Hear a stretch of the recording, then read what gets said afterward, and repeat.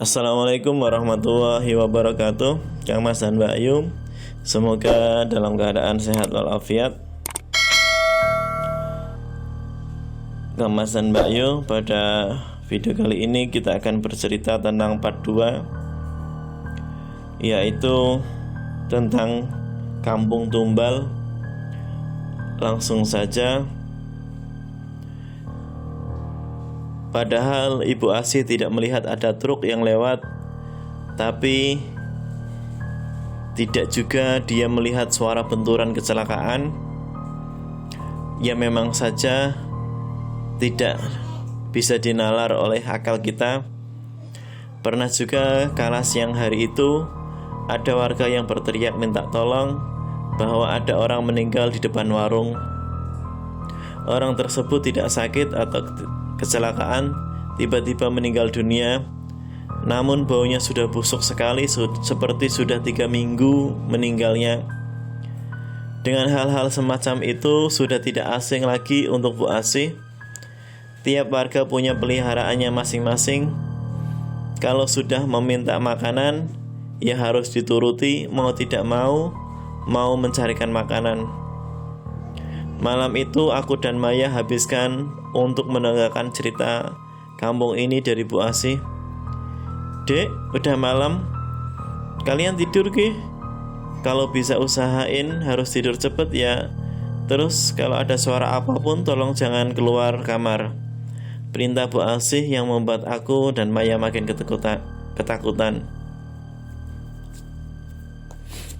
Aku dan Maya takut dengan apa yang dibilang oleh Bu Asih tentang suara-suara yang aneh.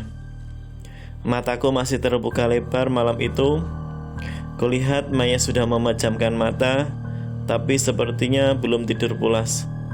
Hingga pukul 1 malam aku masih asik menatap layar HP-ku, hingga sesuatu mengganggu dalam telingaku.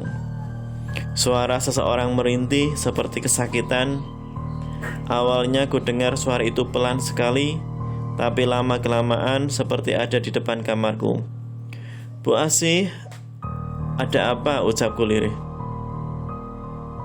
Aku beranjak dan melihat apa yang terjadi di kamar ini. Tiba-tiba Maya menarik tanganku dan berkata lirih, "Jangan." Hampir copot jantungku. "Itu Bu Asih yang nangis," ucapku ke Maya.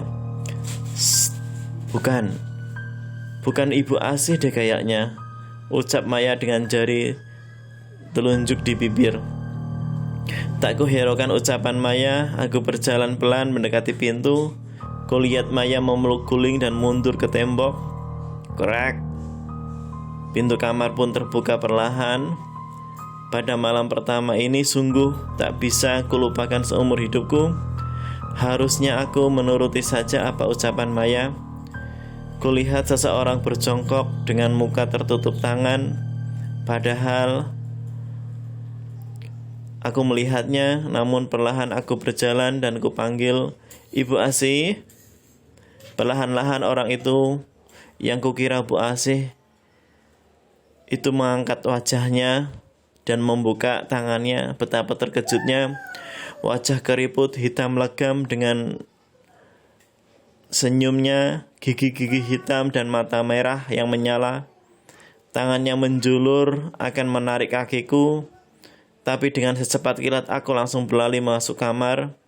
Ku banting pintu kamar, wajahku pusat pasi dan ketakutan banget. Dari luar pintu kamar, wujud tadi menggedor-gedor pintu. Bruk bruk bruk bruk. Ku lari ke atas kasur. Di sebelah Maya malah menangis dong. Aku yang ketakutan banget juga ikut nangis. Tiba-tiba pintu kamar seperti berusaha dibuka.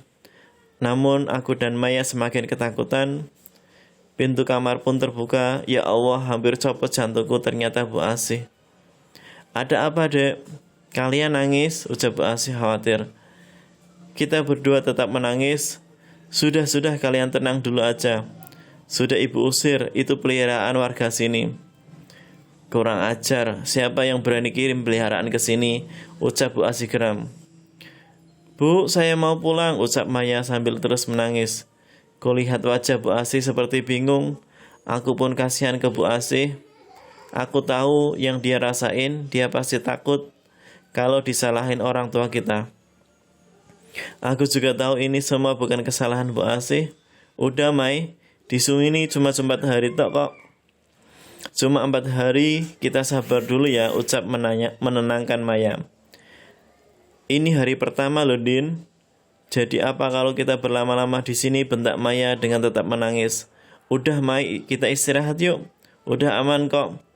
Aku masih bersabar menenangkan Maya. Udah dek, kalian istirahat ya. Ibu bakal jagain kalian di sini di depan pintu kamar. Ibu Asih tidur aja di kamar, kasihan juga. Kan besok Ibu Asih jualan, ucapku. Lanjut, ntar malam hujan, sinyal lemot, upload lama. Kami pun tidur karena sudah terlalu lelah untuk mendengarkan apapun dan terbangun di waktu subuh. Aku pun membangunkan Maya dan mengajak Maya untuk berwudu dan salat subuh. Awalnya Maya nggak mau karena takut, tapi aku paksa. Pagi itu kita ada kegiatan senam pagi dan acara bersih-bersih bareng warga desa. Kala itu aku tidak bersama Maya karena Maya harus kumpul dengan anak IPA dan aku berkumpul dengan anak IPS. Kita dibagi beberapa regu untuk bersih-bersih desa ini. Kelompokku kala itu Mutia, Lutfi, Ayu, Dinar, Faras, dan Gilang.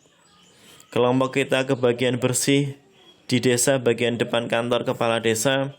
Yang cowok cabut rumput, yang cewek nyapu dan menyiram tanaman. Kita istirahat sebentar di teras kantor itu. Tadi malam aku gak bisa tidur nyak, keluh Gilang. Emang kenapa? Tanya anak-anak. Masa tiap aku merem ngerasain kepalaku ada yang ngelus-ngelus. Pas buka mata gak ada siapa-siapa, ucap Gilang. Ih serem, syukurin kamu, ucap Mutia. Jangan gitu, mentang-mentang kamu tinggal di rumah bagus. Awas kalau sampai kamu ngalamin, ucap Gilang. Aku yang mendengar cerita itu pun hanya diam. Rasanya ingin bercerita tapi aku takut. Din, ngapain kamu diem aja? Kamu dapat gangguan juga? Tanya Faras. Enggak kok, cuma capek aja, ucapku. Alah, kamu mah cuma gitu lang. Lah aku lebih serem lagi. Tiba-tiba Dinar buka suara. Aku kaget mendengar ucapan Dinar. Emang apa yang serem? Jawab Mutia. Semalam aku sama Rizka, anak IPA, lagi duduk-duduk di teras rumah Pak Dalan, orang tua seumur mereka. Tiba-tiba bau bunga, terus aku dengar ada suara wanita ketawa, melengking keras banget. Langsung aja aku lari masuk rumah, dan Rizka aku tinggal sendirian. Tapi dia nggak nyusul aku dan aku lari. Rizka malah pingsan. Dengar cerita Dinar yang bikin bulu kuduk kita berdiri.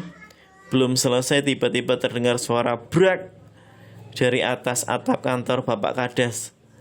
Berdirilah kita serentak. Terus jatuhlah sebuah kelapa tua yang berwarna coklat jatuh dari atap ke tanah. Mungkin biasa aja, tapi nggak ada pohon kelapa. Kenapa ada kelapa jatuh dari atap? Aneh kan? Kita nggak bakal omong, langsung lari deh ke kantor itu. Kok sudah balik? Emang sudah selesai bersihin kantor saya? Tanya Pak Prapto. Tapi yang buat aku nggak nyaman tatapan Pak Prapto ke aku. Jijik deh kalau inget tatapan. Kayaknya otaknya mesum. Lanjut ke bagian selanjutnya. Jangan lupa like, share, komen, dan subscribe.